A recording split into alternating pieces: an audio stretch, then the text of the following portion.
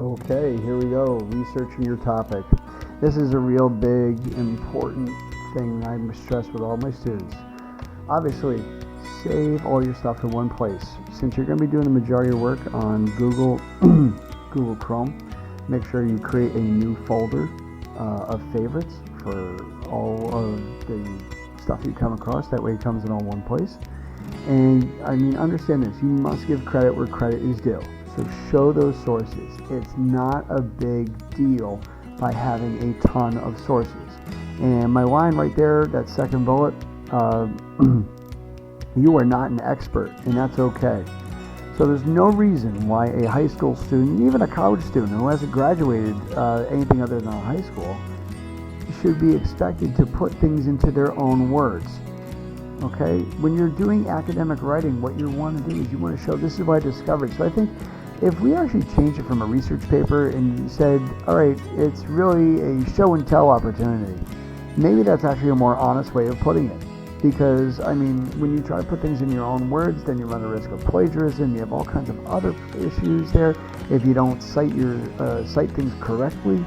And it's not because you're trying to cheat. It's just that, you get caught up in all the minutiae. Don't do that thing. Don't do that at all. Let the experts tell you what they found, what they discovered, and borrow it. Just tell them where you got it. Right? Now, you got to plan a strategy for gathering materials. Okay? Love that intro. Place to find information. The library. All right? Our school library, maybe not so much, but you know what? A library like our town library or the system that we have access to, the Bergen County Cooperative Library System, BCCLS, or Buckles as it's called. I mean, you have access to the library and the librarians, which is probably more important, of over 70 libraries. So if Waldwick doesn't have something, you'll be able to find it someplace else, maybe in Ridgewood or in Hackensack or something else. And you can borrow it for free. It's not an extra cost. All right, professionals in the workplace. I used the example that when I had a middle school public speaking class a couple times, kids would want to do a speech on how to become a police officer or some other type of expert in a given field, and yet they never went out and actually talked to someone.